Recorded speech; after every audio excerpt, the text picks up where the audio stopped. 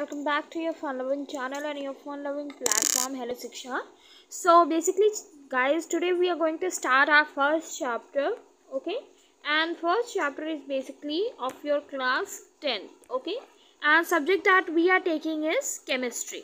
तो हम केमिस्ट्री का फर्स्ट चैप्टर स्टार्ट करेंगे and the chapter title is chemical reaction and equation. तो basically in this chapter what we are going to do, we are going to talk about the chemical reactions. ठीक है, जैसे हम पढ़ते हैं x plus y giving us z.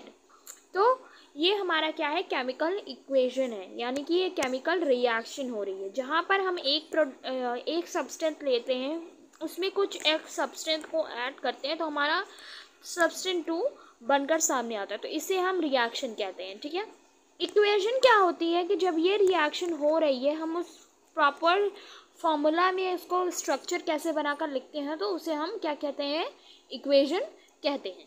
तो let's begin with the chapter first of all. So first thing that you have to study about is chemical equation. ठीक है, chemical equation के बारे में फर्स्ट चीज़ हमें डिस्कस करनी है.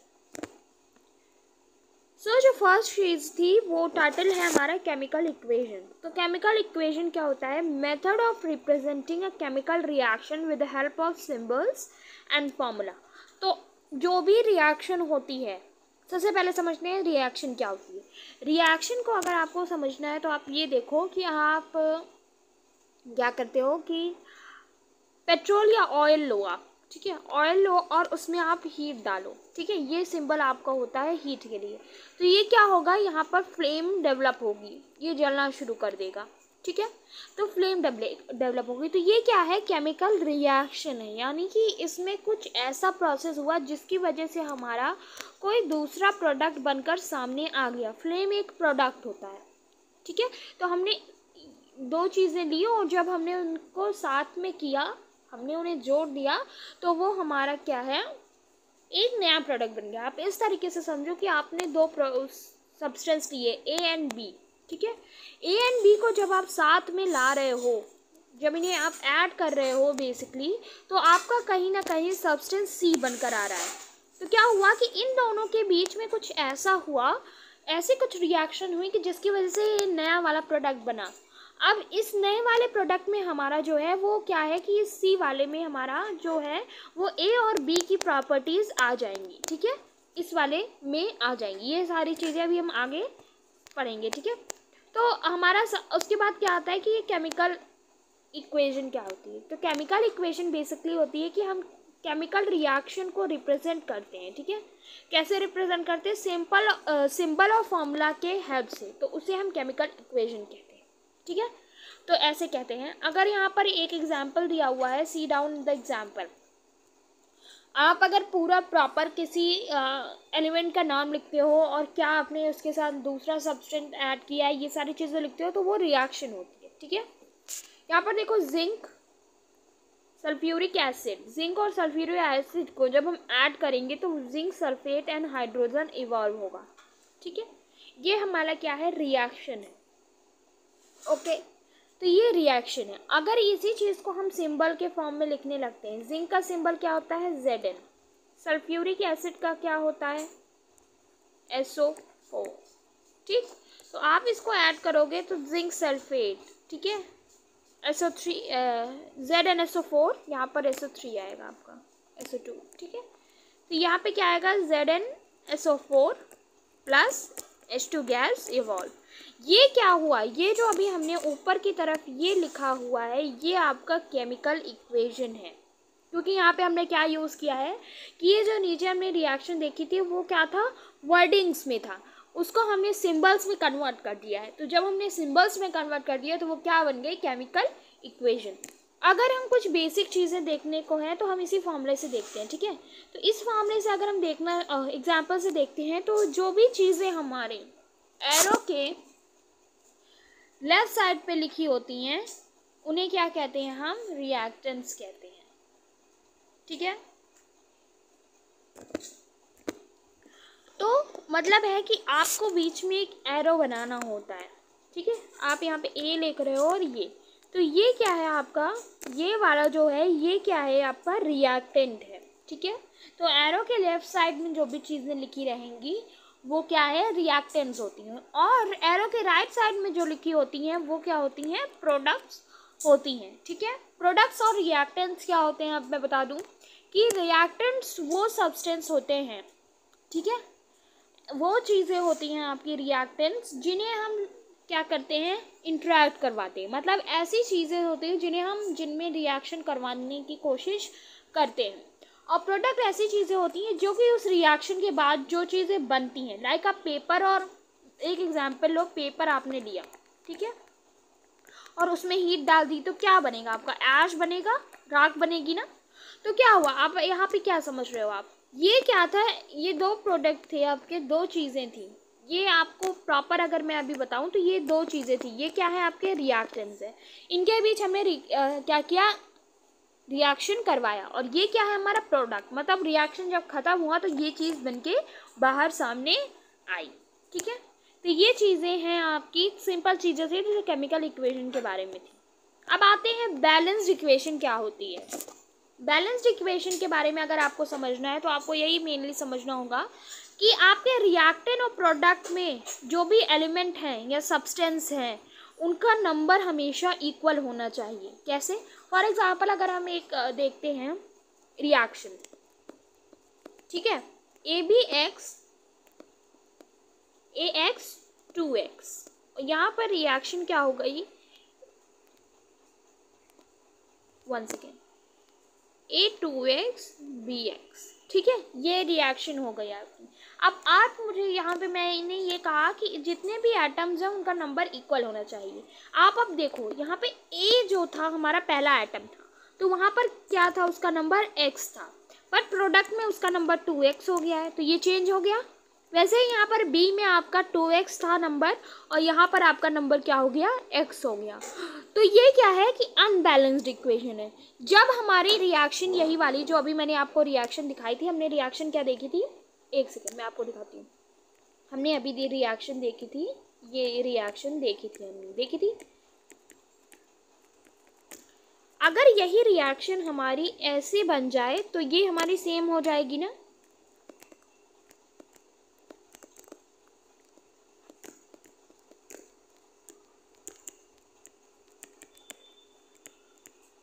ये सेम हो गई अब दोनों रिएक्शन।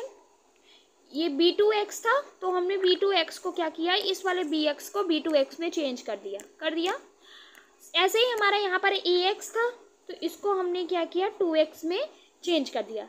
या फिर आप इसी इक्वेशन को क्या कर सकते हो कि इसमें से आप ये जो AX में हमारा 2 था तो आप इसको इरेज कर दो, यहाँ से भी 2X इरेज कर दो, ठीक है। यहाँ पे BX था तो यहाँ से भी 2 इरेज कर दो, यहाँ से भी 2 इरेज कर दो, तो अभी ये इक्वेशन सेम हो गई कि यहाँ पर सारे जो नंबर्स थे वो तो सेम हो गए, BX 2X हो गया दोनों तरफ और AX हो गया। तो इसी को कहते हैं बैलेंस्ड इक्वेशन, मतलब जितने भी एटम आपके हों वो क्या हों कि सारे रिएक्टेंट्स और प्रोडक्ट्स में इक्वल नंबर में प्रेजेंट होने चाहिए। ठीक है, ये क्लियर हुआ। देखते हैं हम एक, अगर मैं आपको एग्जांपल बताती हूँ तो अनबैलेंस्ड इक्वेशन भी हम समझ लेते हैं पहले। तो अनबैलेंस्ड इक्वेशन क्या हो गया कि जिसमें अनइक्वल नंबर ऑफ एटम्स होते हैं on the both side of reactant and product. अभी हमने समझा था, अगर हम लेते हैं H2SO4, ठीक है, और हम दूसरी साइड लेते हैं H2SO, वैसे ये कोई इक्वेशन नहीं होती है, मैं आपको बस सिंपल बताने के लिए। तो यहाँ पर आप देखो आपका क्या है, ये अनबैलेंस्ड इक्वेशन है, क्योंकि यहाँ पर हमने देखा H के साथ 2 था तो यहाँ पे भी हमारे H के साथ 2 है, यहाँ हमारे S के साथ 1 था, बट यहाँ पर हमारे S के साथ क्या है, 2 है। O हमारा 4 था, यहाँ पे भी O4 है, तो ये अनबैलेंस्ड इक्वेशन हो गई, क्योंकि यहाँ पर जो सल्फर था उसके नंबर ऑफ एटम्स में चेंज हो गया, तो ये अनबैलेंस्ड इक्वेशन है। एग्जाम्पल देखते हैं एक, ठीक है, यहाँ पर आप देखो अनबैलेंस्ड इक्वेशन का एग्जाम्पल पहले देखते हैं, फिर बैलेंस्ड इक्वेशन के एग्जाम्पल पर जाएंगे। तो H2 + O2 gives H2O, ठीक है, क्या दिया हुआ है, H2 + O2 gives H2O, ठीक है। तो आप यहाँ पे अपने आप देखने की कोशिश करो, H के 2 मॉलिक्यूल्स हैं इस साइड, यहाँ पे भी H के 2 मॉलिक्यूल्स हैं, ये वाला हमारा सही है, पर यहाँ पर O के 2 मॉलिक्यूल हैं, यहाँ पर O का एक ही मॉलिक्यूल है, तो ये हो गया गड़बड़, ये क्या हो गया, ये अनबैलेंस्ड। यही चीज़ आप देखो, आप ऐसे टेबल इसमें फॉर्मुलेट कर ली है हम लोगों ने। टेबल में क्या लिखा है हमने, एटम्स लिखा H में हमारा रिएक्टेंट साइड में क्या है, 2 एटम है तो हमने लिख दिया, और प्रोडक्ट साइड भी हमारा 2 ही एटम है वो भी लिख दिया। O वाले में अगर देखें तो रिएक्टेंट साइड में तो 2 एटम है यहाँ पर, बट हमारा प्रोडक्ट साइड में 1 ही एटम है, तो ये क्या है, अनबैलेंस्ड इक्वेशन है। अब वापस चलते हैं हमारी बैलेंस्ड इक्वेशन पर। तो बैलेंस्ड इक्वेशन आप देखो यहाँ पर एग्जाम्पल क्या दिया हुआ है, ठीक है। तो यहाँ पे ZnSO4 का एग्जाम्पल आपको दिया हुआ है, तो ZnSO4 के एग्जाम्पल में आप देख सकते हो कि Zn दोनों साइड 1 1 रहता है, ठीक है। H हमारा जो है वो चेंज हो जाएगा, S भी चेंज हो जाएगा और O सेम रहेगा, तो इसलिए ये क्या है, बैलेंस्ड इक्वेशन है। आगे अभी हम और एग्जाम्पल डिस्कस करेंगे, so we will be discussing that. अब हम आते हैं नेक्स्ट में, बैलेंसिंग अ इक्वेशन। अब नेक्स्ट जो है ये आपका 1 शॉट वीडियो है गाइस, तो मैं सारे इंपॉर्टेंट कंटेंट जो है चैप्टर की वो आपको इसमें बता रही हूँ, राइट। तो बैलेंसिंग अ इक्वेशन जो है वो बहुत इंपॉर्टेंट टॉपिक है, mark it as important, maximum of the questions are asked from this section only, okay. तो ये क्या होता है, it is basically a process of making number of different types of atom equal on both equation sides. तो balancing equation का मतलब क्या होता है कि जब आपको पता है कि x प्लस वाई है, x2x प्लस वाई, तो इसको आपको x प्लस वाई को बैलेंस करना है। तो आप यहाँ क्या करोगे कि किसी भी तरीके से यहाँ पे 2 लगा दोगे, ठीक है। तो यही जो आप ये 2 लगाओगे इसी को हम बैलेंसिंग ऑफ इक्वेशन कहते हैं। मतलब कि जब रिएक्टेंट और प्रोडक्ट साइड को आप सेम करने की कोशिश कर रहे हो किसी इक्वेशन में, तो उसे हम क्या कहते हैं, बैलेंसिंग ऑफ इक्वेशन। अब स्टेप्स सबसे इंपॉर्टेंट है, so focus on these kind of steps. पहला स्टेप जो दिया हुआ है, write down the chemical equation और chemical reaction in form of word, keeping reactants on left side and products on right side. तो सबसे पहले आपको वर्ड इंक्लूड करना है, वर्ड वाली रिएक्शन लिखनी है। मतलब जैसे आप अगर ले रहे हो जिंक, तो आपको क्या लिखना है, जिंक प्लस आप दूसरा हाइड्रोजन ले रहे हो तो हाइड्रोजन, ठीक है। इस तरीके से आपको आगे लिखना है पूरी इक्वेशन वर्ड वाइज, मतलब फुल नेम लिखना है, ठीक है। फिर आपको क्या करना है कि इस वर्ड इक्वेशन को कन्वर्ट करना है किसमें, सिंबल और फॉर्मूला में। मतलब आपको क्या करना है कि केमिकल रिएक्शन लिखनी है, ठीक है, केमिकल इक्वेशन। अब आपको नेक्स्ट चीज जो ध्यान देनी है गाइस वो ये है कि आपको, one second, you have to basically do one thing, that is कि आपको स्मॉलेस्ट फिगर से, जितना भी सबसे स्मॉलेस्ट फिगर होगा आपको उससे मल्टीप्लाई करना है दोनों साइड। रिएक्टेंट्स और प्रोडक्ट दोनों साइड आपको सबसे स्मॉलेस्ट वाले नंबर से मल्टीप्लाई करना है कि जिससे वो क्या हो, कि बैलेंस हो जाए। आपको देखना है कि आप अगर डिवाइड करते हो, मल्टीप्लाई करते हो, प्लस करते हो, माइनस करते हो, तो इन सारी चीज़ों में क्या आपको करना है कि वो इक्वेशन क्या हो, बैलेंस हो जाए, ठीक है। स्मॉलेस्ट नंबर जो पॉसिबल हो आपको वही चूज करना होता है। नेक्स्ट चीज़ जो इम्पोर्टेंट चीज़ आपको ध्यान में रखनी है वो ये है कि आपको फिजिकल स्टेट वहाँ पर मेंशन करना है, हीट को मेंशन करना है। हीट आप लिख भी सकते हो और ये डेल्टा सिंबल भी यूज़ कर सकते हो। रिएक्शन कंडीशन आप बताना है आपको, और जो भी चेंज हो रहा है उसे भी मेंशन करना है। मतलब अगर हाइड्रोजन आप ले रहे हो तो आप क्या करोगे, उसको H और ये एरो लगाओगे, this is arrow for gas, ठीक है। और अगर आप वाटर ले रहे हो तो आप वहाँ पे L लिखोगे, L is standing for liquid. फिर आप सॉलिड ले रहे हो तो S, ठीक है। इस तरीके से यहाँ पर देखो लास्ट में दिया भी हुआ है, सॉलिड के लिए हम S यूज़ करते हैं, लिक्विड के लिए L एंड गैस के लिए G। In order of G आप अब अपर एलो भी यूज़ कर सकते हो। I hope it is all clear. अगर कोई कन्फ्यूजन हो चिल्ड्रन तो प्लीज़ कमेंट सेक्शन में पूछ लीजिएगा। अब आते हैं बैलेंस करने पर, ठीक है। हमने इक्वेशन क्या ली है, CH4 plus O2 give CO2 plus H2O, ठीक है। हमने क्या लिया है, CH4 प्लस O2, एक सेकेंड,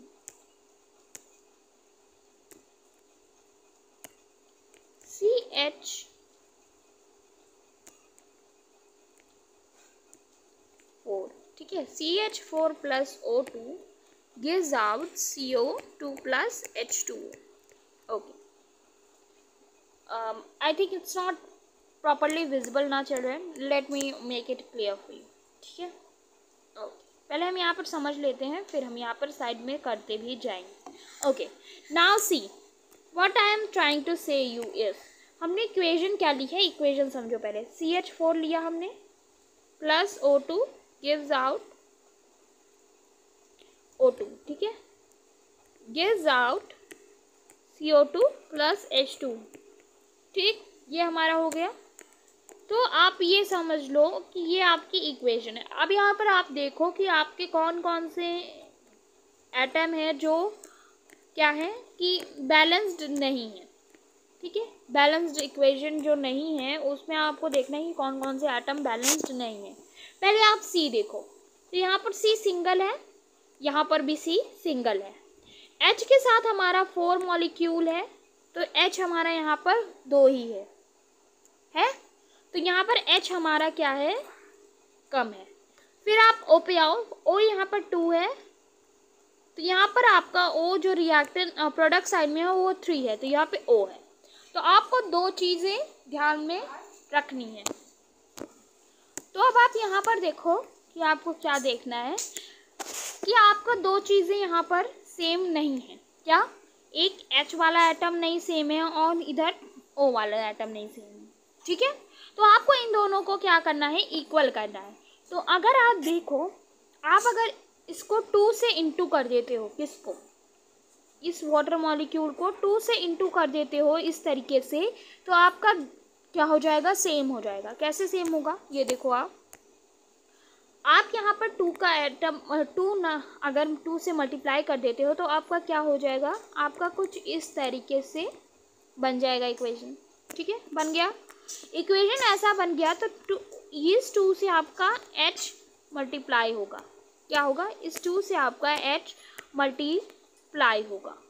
तो मल्टीप्लाई हुआ H जब मल्टीप्लाई हो जाएगा तो यहाँ पर आप देखो कि आपके रिएक्टेंट साइड में H4 है।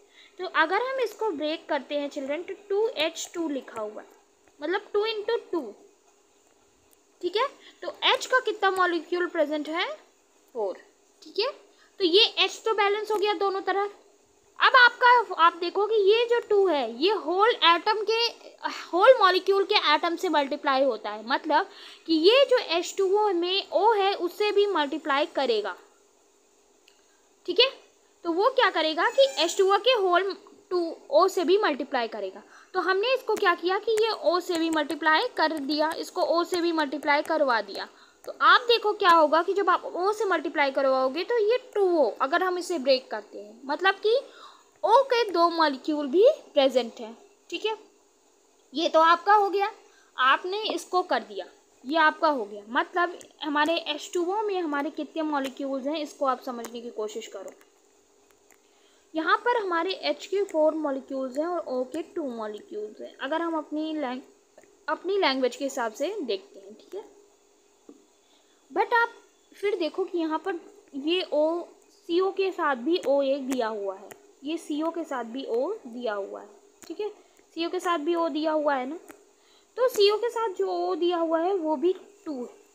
तो आप अगर अपने रिएक्टेंट साइड पे देखो तो सिर्फ O के 2 ही मॉलिक्यूल हैं, वही प्रोडक्ट साइड में आपके 4 मॉलिक्यूल हो गए। एक CO के साथ O2 दिया हुआ है और एक ये वाटर के साथ भी हो गया। तो आपके यहाँ पे रिएक्टेंट साइड का है और प्रोडक्ट साइड पे आपके कितने हो गए हैं, O के 4 मॉलिक्यूल हो गए हैं। तो अब आपको क्या करना पड़ेगा, फिर 2 से मल्टीप्लिकेशन करना पड़ेगा। 2 से मल्टीप्लिकेशन आप करोगे किसका, आपके रिएक्टेंट साइड वाले O का। तो जब आप रिएक्टेंट साइड वाले O का मल्टीप्लिकेशन किससे कर दोगे, 2 से, तो ये 2 × 2 यानी 4 मॉलिक्यूल्स हो गए। तो अब आप देखो आपकी इक्वेशन बैलेंस्ड हो गई। कैसे बैलेंस्ड हो गई, इसको ऑब्जर्व करो आप। शुरुआत में आपको क्या इक्वेशन दी थी, CH4O, इसको यहाँ पर हम लिख देते हैं, ठीक है, CH4 plus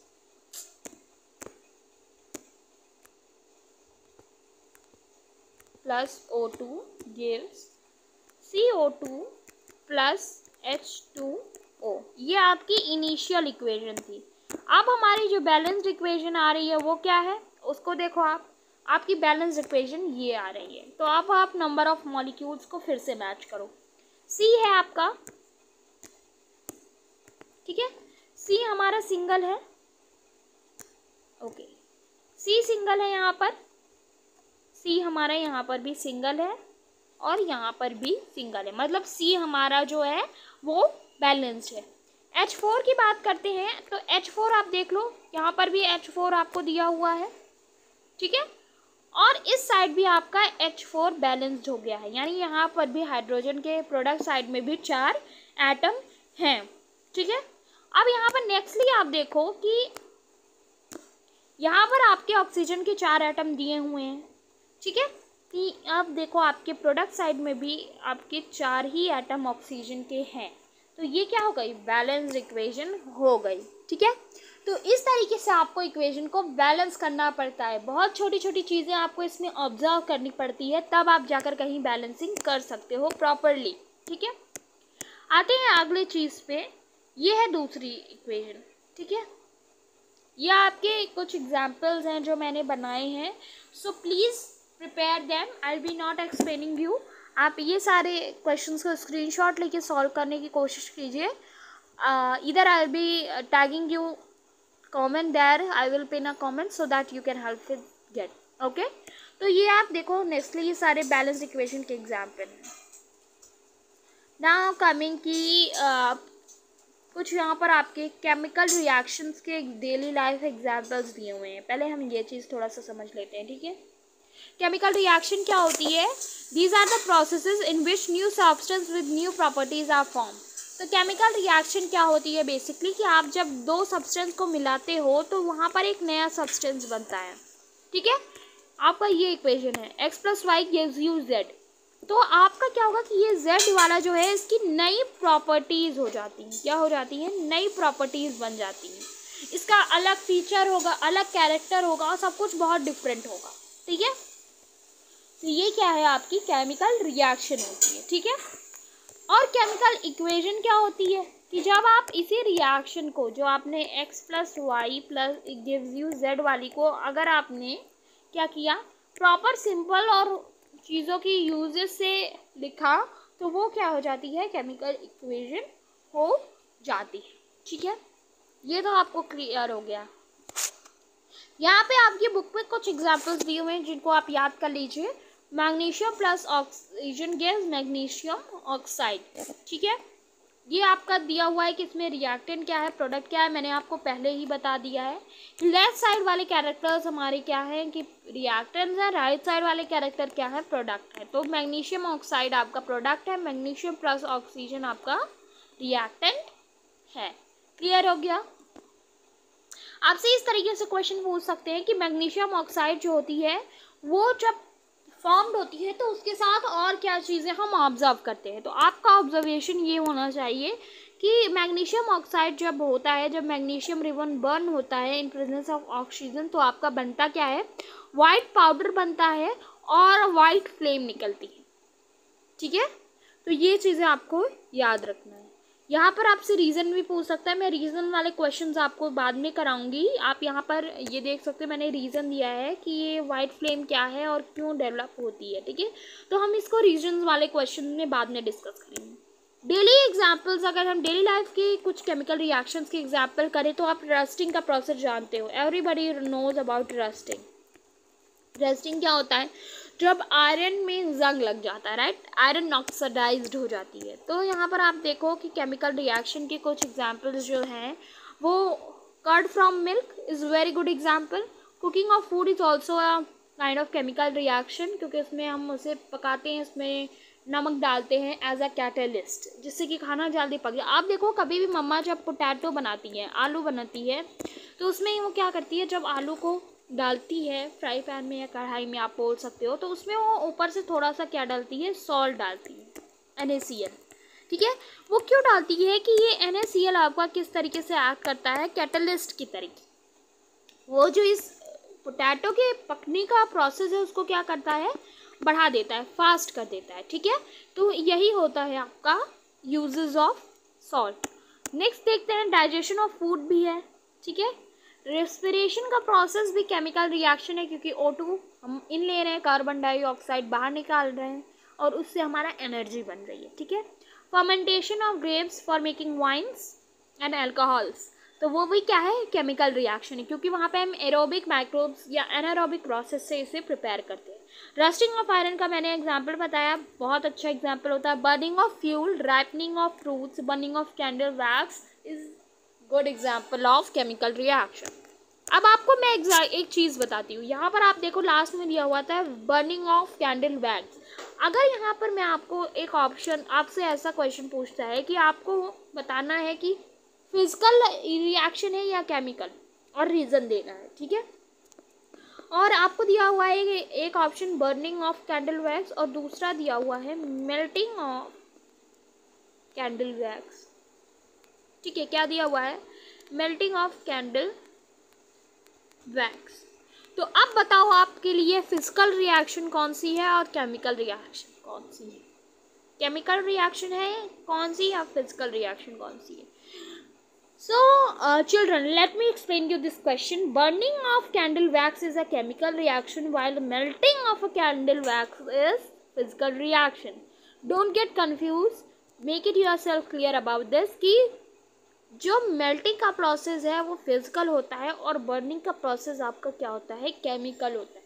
So, whenever you are being asked this question कि burning of जो है हमारा कैंडल वैक्स है या वैक्स ही लिखा है, वो क्या है, तो that is chemical.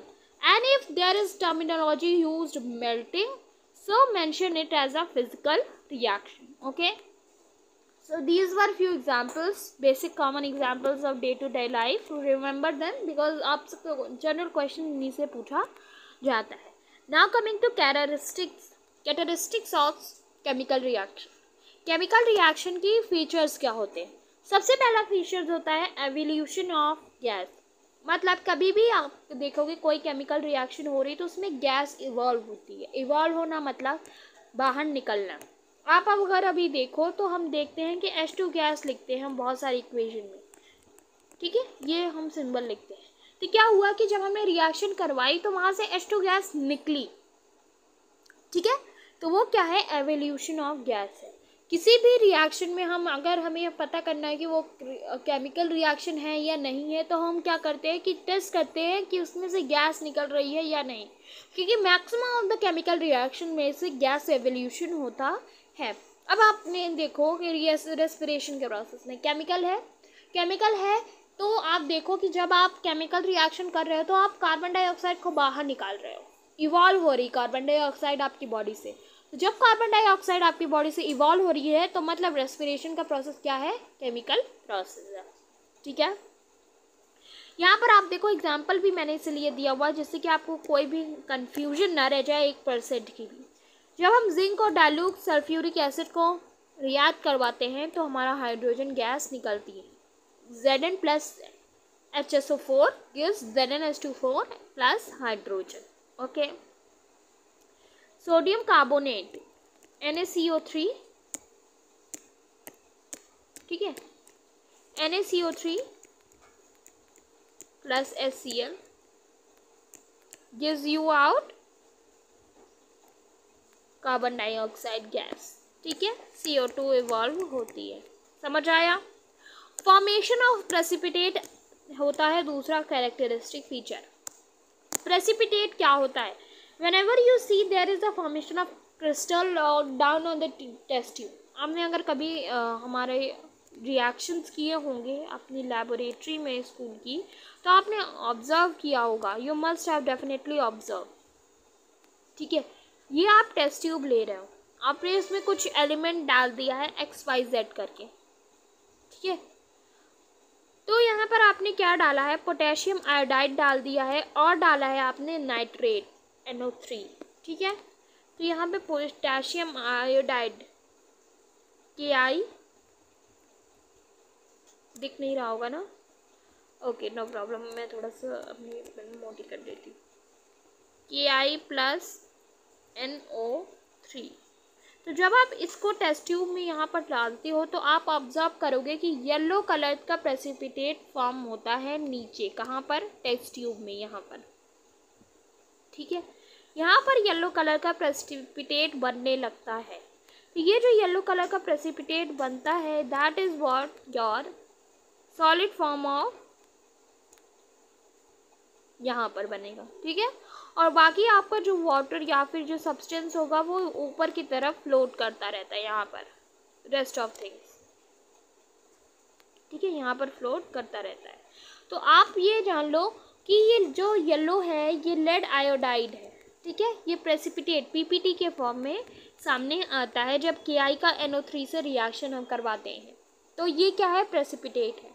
प्रेसिपिटेट क्या है कि इट इज़ अ कलर्ड और colourless form of solid substance which somewhere form down on the beaker or the container you are taking when the chemical reaction takes place, ठीक है। ये clear हुआ। आते हैं हम नेक्स्ट चीज़ पे, change in colour. Change in colour is your very good characteristic. इसमें क्या होता है कि जब आप किसी चीज़ को ये रिएक्शन करवाते हैं तो उनमें कलर में ज़रूर चेंज देखने को मिलता है, ठीक है। कैसे कि जब हम पोटेशियम डाइक्रोमेट का रिएक्शन करवाते हैं सल्फर डाइऑक्साइड से, ठीक है, तो इसमें ऑरेंज से येलो कलर में चेंज देखने को मिलता है, ठीक है। तो whenever you see this reaction और सिंपल रिएक्शन तो आप कलर चेंज ज़रूर देखोगे, ठीक है।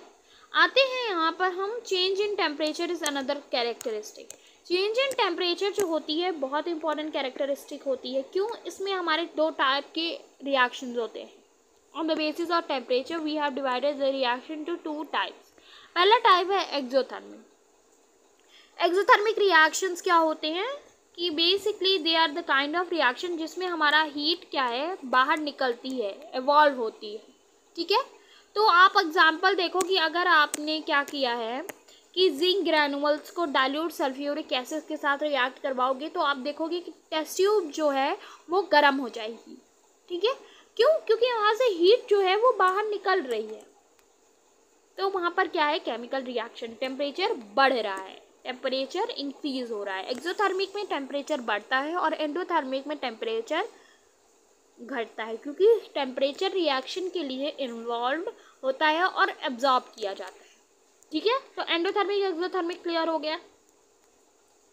तो ये है कुछ characteristic feature. Change of state भी आपको देखने को मिल सकता है। लाइक अगर हम वैक्स को, सॉलिड को बर्न करते हैं तो वो लिक्विड फॉर्म में आ जाता है, और जब उसे और बर्न करते हैं तो वो कार्बन डाइऑक्साइड गैस में चेंज हो जाता है। मतलब वैक्स है आपका, वो सॉलिड स्टेट में है, आपने उसको किया, वो लिक्विड स्टेट में आ गया, अब फिर वो क्या हो जाएगा, गैस स्टेट में चला जाएगा अगर आप उसमें कंटिन्यूस हीट देते रहोगे। तो ये क्या है, चेंज ऑफ स्टेट है, क्योंकि liquid to solid to liquid, liquid to gas में चेंजेस ऑब्जर्व हुई, ठीक है।